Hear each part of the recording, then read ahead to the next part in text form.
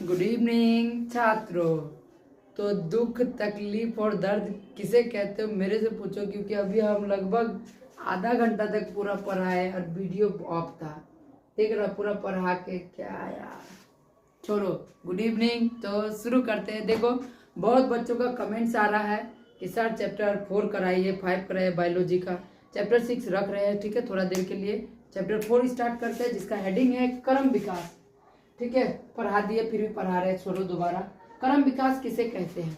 देखो, मनुष्य के शरीर में समय समय पर थोड़ा थोड़ा परिवर्तन देखने को मिलता है। जैसे तुम लोग पहले जमाना में बानर सब था, है ना, बानर से धीरे धीरे करके इंसान में तब्दील हुआ। एक बार में थोड़ी हुआ बानर है कूद के उठ गया, हो चल रहे पूरा स्पीड में आदमी बन गए। एक बार में थोड़ी हुआ, रुको तो बन नहीं मान गया, चोल छे। अब देखना पड़ेगा बीच बीच में। तो एक बार में बानर से इंसान नहीं बन गया, उस समय बहुत समय लगता कर्म विकास होने में। समझ में आ रहा बात? तो धीरे धीरे करके जीवों के शरीर में शारीरिक परिवर्तन आता है, जिससे एक नया जीव बनता है जो आगे का जनरेशन में अब वो जाते रहेगा। जैसे कि मान लो अभी बंदर से धीरे धीरे इंसान बने। अब इंसान ऐसा थोड़ी है कि फिर से बंदर को जन्म दे रहा है, फिर इंसान को ही ना जन्म दे रहा है। तो वो ही परिवर्तन आगे कंटिन्यूसली चलते रहता है। इसी को बोलते हैं कर्म विकास। क्या समझ में आया? तो हम कर्म विकास में क्या बोल सकते हैं? जीवों के शरीर में होने वाले सम परिवर्तन, मतलब कुछ कुछ परिवर्तन जो एक पीढ़ी से दूसरे पीढ़ी में जाता है, उसी को हम लोग क्या बोलते हैं? कर्म विकास कहते हैं। अब ये जो परिवर्तन आया है, क्यों आया है, किस लिए आया है? तो ये देखो, परिवर्तन दो कारण से आता है। एक होता है विभिन्नता, दूसरा होता है उत्परिवर्तन। वेरिएशन और म्यूटेशन बोलते हैं। तो वेरिएशन क्या होता है सर? देखो कभी कभी जैसे ऋतिक रोशन को देखो, ऋतिक रोशन का बाप का 6 उंगली है नहीं, उसका 6 उंगली है। हो सकता तुम्हारा दोस्त को भी देखो, तुम्हारा दोस्त का 6 उंगली होगा, उसका पापा को देखो नहीं है। ऐसा तो है कि तेरा पापा का 5 उंगली, तेरा 6 गो, तू पापा का नहीं पड़ोसी का है। समझ में आ रहा बात? ऐसा तो नहीं हो सकता है। तो वही अचानक क्रोमोसोम होता है। ठीक है, क्रोमोसोम में कुछ चेंज आ जाने के कारण होता है, अभी उसमें नहीं जाएंगे। अच्छा, क्रोमोसोम से याद है क्या, बताओ तो हमारे शरीर में कितना क्रोमोसोम पाया जाता है? 46, 23 जोड़ी। तो बाबू तुम भ्रम में हो, हमारे शरीर में 46 क्रोमोसोम नहीं पाया जाता, ना ही 23 जोड़ी पाया जाता है।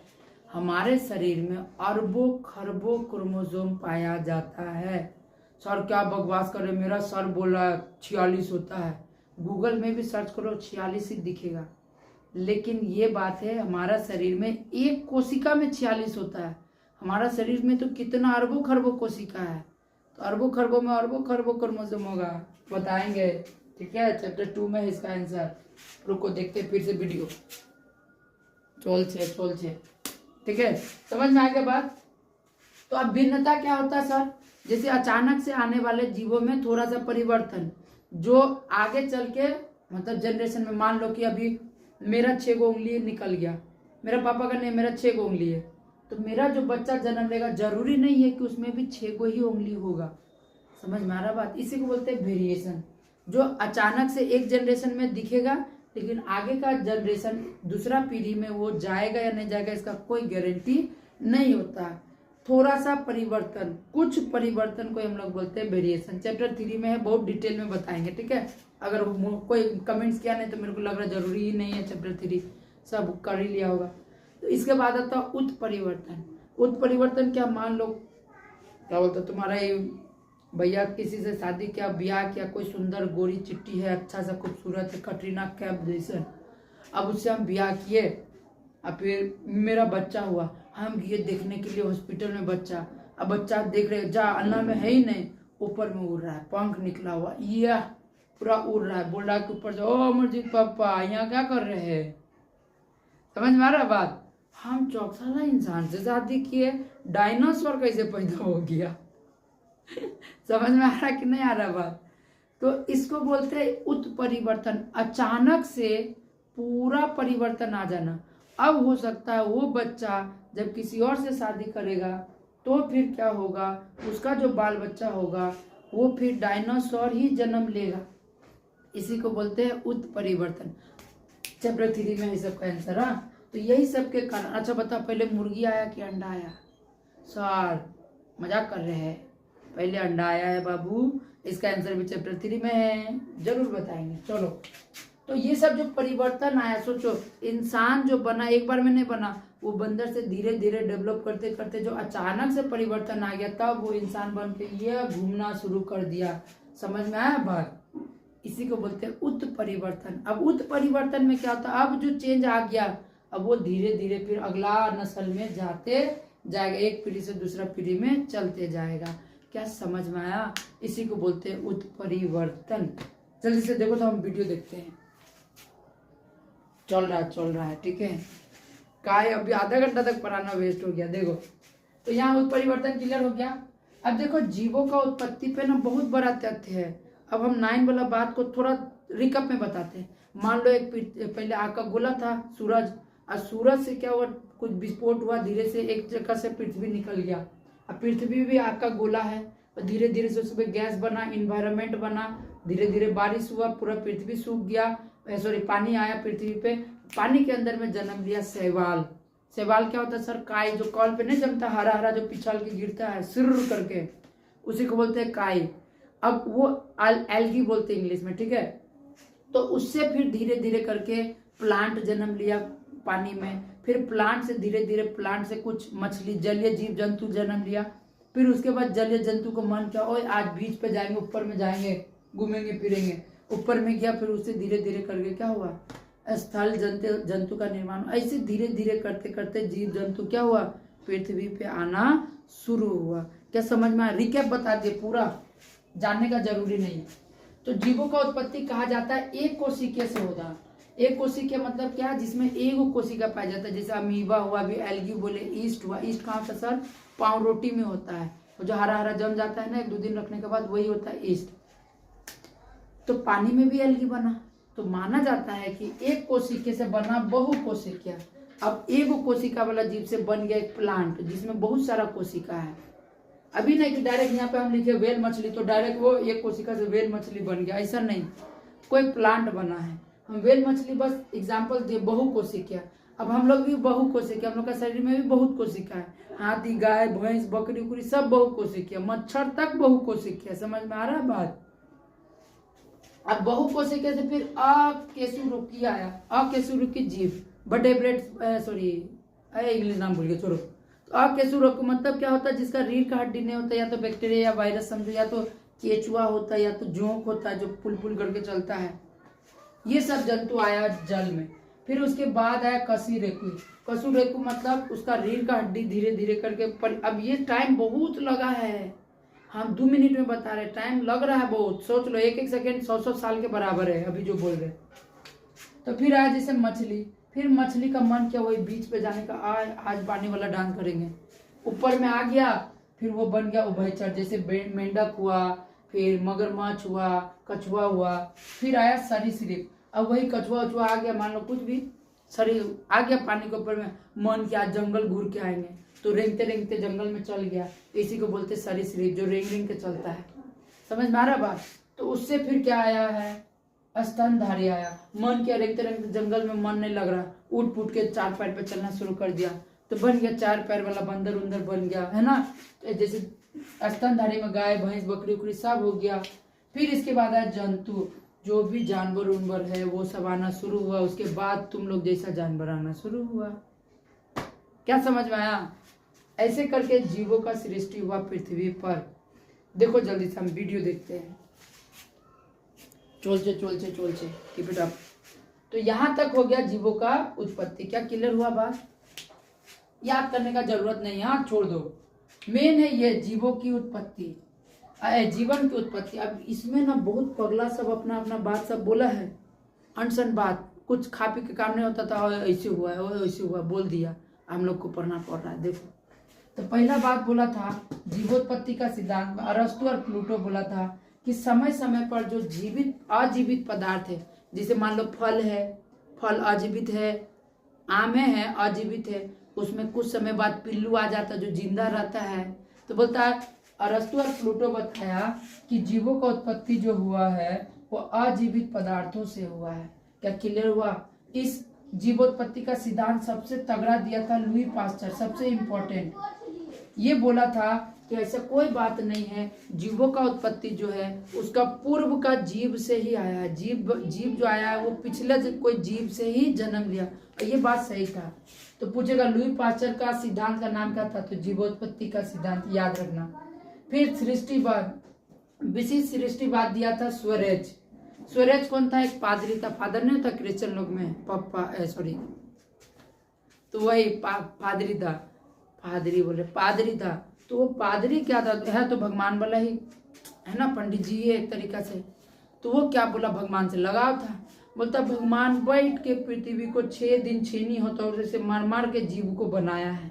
मतलब हम 6 दिन तक बैठे थे, भगवान मेरे को छेनी हथौड़ी से बनाया,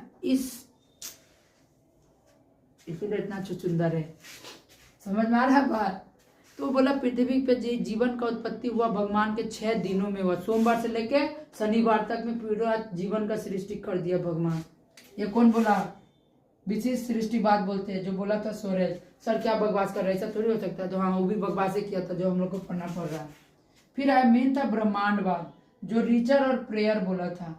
ये तो और अनसन बात बोला, क्या बोला कि पृथ्वी पे जो जीव आया है पृथ्वी पे नहीं आया है, अंतरिक्ष से बीज उड़ के आया और बीज गिरा पृथ्वी पर, वहां से अमरजीत सर निकले हैं।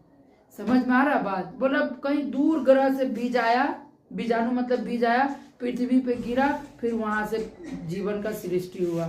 सर क्या बकवास कर रहे, ये किया है इसलिए हम भी कर रहे, सुनो।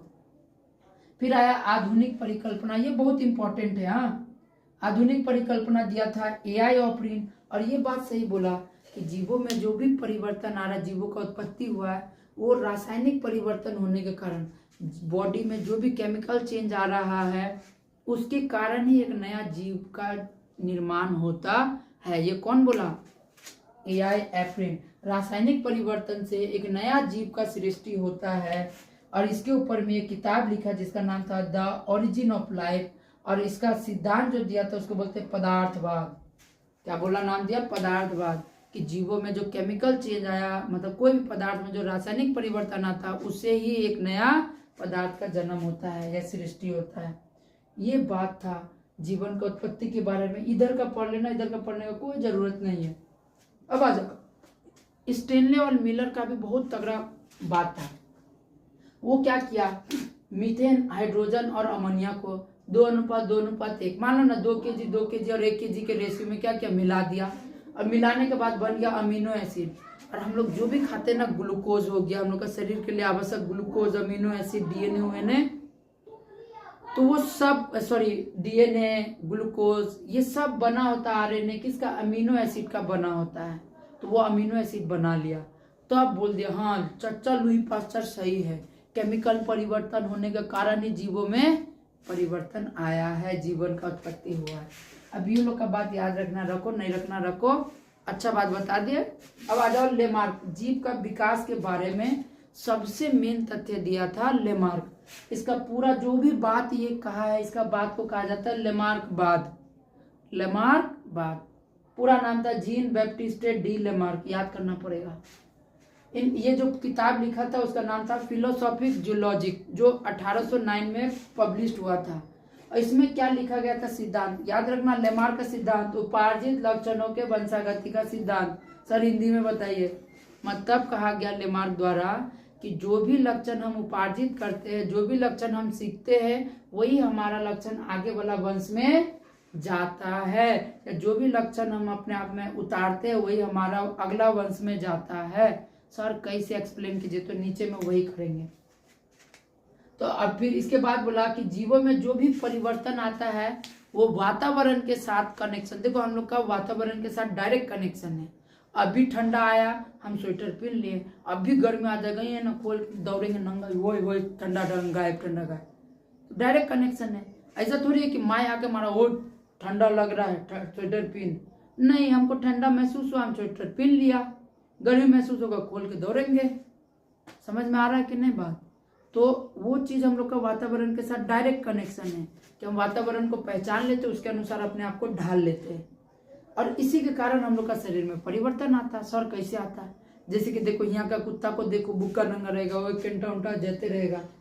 दार्जिलिंग का कुत्ता को देखो, रोड साइड कुत्ता, पूरा फर उर निकला रहता है, एक कटरीना कैफ जैसा चलता है। समझ में आ रहा है बात? तो क्यों? क्योंकि दार्जिलिंग में ज़्यादा ठंड है, ज़्यादा ठंड होने के कारण उन लोग का शरीर में ज़्यादा बाल हो जाता है, जिससे गर्मी लगता है। सर क्या बात कर रहे हैं? हाँ, जहाँ जहाँ हम लोग को शरीर में बाल है वहाँ पे बहुत कम, मतलब बहुत ना के बराबर ही, जैसे माथा टकला, माथा में ठंडा नहीं लगता। सर क्या बकवास करे, फिर आप टोपी काहे पीने हैं?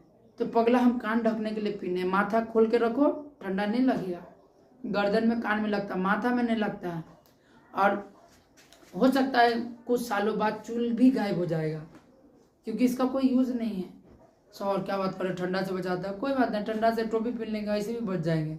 हो सकता बात, जिसका जो चीज का यूज हम लोग का शरीर में नहीं हो रहा है, वो कुछ कुछ सालों बाद हो सकता है वो गायब हो जाएगा। जैसे कान भी है, ठीक है, कान भी, ये ईयर पिन ना बोलते इसको, है कर्ण पलक, इसका कोई काम नहीं। क्या बात कर रहे सर, हम लोग नथुनिया पीन के झुमकाते हैं इस, तो उसका कोई यूज ही नहीं है।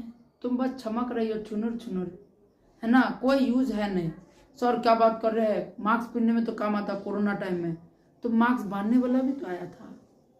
सर चश्मा, तो पगला चश्मा जब काने नहीं रहेगा तो चश्मा बांधने वाला आ जाएगा, सिंपल सा बात। कान का कोई भी यूज नहीं, कर्ण फलक, तुम इसको कुछ हिला भी नहीं सकता। ऐसा है, गाय भैंसी लोग होता है जो कान को हिला लेता अपना, मतलब ऐसे ऐसे करके। समझ में आ रहा है? सर क्या बात कर रहे, हम तो हिला लेते हैं, मेरा दोस्त को भी देखे है। तो तुम लोग में अभी भी गाय भैंस वाला गुण है, अभी भी तुम लोग पूरी तरीके से इंसान में बदला नहीं है, ठीक है? समझ में आ रहा बात? चलो, तो ये बोला वातावरण के साथ सीधा प्रभाव पड़ता तब जीवों में क्या था, परिवर्तन आता। इसका प्रूफ दिया था, तथ्य दिया था। क्या देखो 5 मार्क्स में आता है, बोलेगा लेमार्क बात का तथ्य। तो आकार में वृद्धि, जीवों में ये क्वालिटी होता है, एक गुण होता है कि समय के साथ साथ जीव अपने आकार में क्या करता है, वृद्धि करता है। समझ में आया? देखो याद इस लाइन को करना, पॉइंट को लिखना है थोड़ा सा अपना लैंग्वेज में। समझ में आ रहा है? फिर होता है वातावरण के साथ सीधा प्रभाव, अभी जो समझाया, जैसे ठंडा आता है तो अपना, जैसे आप एक बोल देते, जैसे यहाँ का सांड, यहाँ का सांड नॉर्मली घूमते रहता, ओ रास्ता में बैठे रहता, बापे का रोड है ना। लेकिन जाओ पहाड़ में चल जाओ, वहां पे सांड जो दिखेगा वो याक का रूप में दिखेगा, हेयर ग्रो हो जाता है, क्योंकि वो बर्फ वाला जगह में रहता है, तो उन लोग का चूल ज्यादा आ जाता है, देखने में भी खूबसूरत लगता है दोनों साड़ी बैली है दोनों, लेकिन बस फर्क आ जाता है वातावरण। यहाँ का वातावरण अलग है, वहाँ का वातावरण अलग है, उसके अनुसार वो अपने आप को ढाल लिया। अब ढाल लिया तो वही गुण उसका बाल बच्चा में जाएगा। अब ऐसा थोड़ी है कि वहां पे याक जन्म दे रहा बैल का बच्चा को, याक ही जन्म देगा। यहाँ का सांड ऐसा थोड़ी याक को जन्म दे रहा, नहीं सॉरी सांड बोले, बैल नहीं है तो ऐसा थोड़ी एक वो दे देगा, नहीं दे पाएगा, क्योंकि वही एक गुण ही दूसरा, मतलब एक जनरेशन से दूसरा जनरेशन में जाता है। अंगों का उपयोग अनुपयोग, अभी जस्ट बोले ना, हम लोग जिस अंग का यूज ज्यादा करेंगे वो हमारे शरीर में विकसित होगा, जिसका यूज कम करेंगे वो धीरे धीरे हमारा अंग शरीर से गायब हो जाएगा। जैसे एग्जाम्पल के तौर पे हमारा पुचरी का यूज हम लोग करना बंद कर दिए। पहले तो लटकने उटकने में काम आता था, अभी हाथ को 2 पैर पे चले तो लटक हाथ से जाते हैं, तो पुचरी का कोई काम ही नहीं है। देख रहा है सब, रे भगवान पुचरी नहीं है तू लोग में, डोंट वरी। तो पुचरी धीरे धीरे करके क्या हो गया, गायब हो गया। क्या समझ में आ रहा है बात? देखो यही जो गायब हो गया, इसी को तो बोलते हैं म्यूटेशन, वेरिएशन। समझ में आ रहा है कि नहीं? जैसे वेरिएशन कभी कभी सुना होगा कि वो कोई गाय लेके आता है, देखना गाड़ी में गाय का यहाँ से टंगड़ी निकला रहता है और बम माए माए माए माए पूजा करता है। तो क्यों यार, अभी ऋतिक रोशन का 6 उंगली निकला है, हाँ जादू अपना साथ इसको भी लाया था, इसका भी पूजा कर, क्यों नहीं करता है? उसका भी तो एक्स्ट्रा से 1 उंगली है, वो भी तो लोगों से अलग है। तो गाय में भी वेरिएशन आया, ऋतिक रोशन का अंगूठी में भी वेरिएशन आया है। समझ में आ रहा? और मेरा बेटा डायनासोर जो बना वो क्या बना, उत्परिवर्तन आया था। जैसे कभी कभी होता है ना, सुना होगा न्यूज में कि इसका घर में गणेश जी जन्म लिया है, नाक बड़ा है, तो ये हो गया उत्परिवर्तन। अब ये भी सुना होगा कि 1-2 घंटा बाद भी मर गया, क्योंकि वो जो जन्म लिया वो अभी का वातावरण में सर्वाइव नहीं कर सकता, वातावरण के साथ उसका सीधा प्रभाव नहीं पड़ रहा है, इसी के कारण वो ज्यादा देर तक सर्वाइव नहीं कर पाता, चला जाता है। क्या क्लियर हुआ बात? देखो चैप्टर 3 में इन दोनों के बारे में बहुत कुछ है। हाँ, तो सीधा प्रभाव समझ में आ गया। अंगों का उपयोग, जैसे हम लोग का बाल का यूज नहीं है, चूल, माथा का चूल हो सकता है गायब हो जाए, फिर उधर का भी चूल गायब हो जाएगा। समझ रहे बात?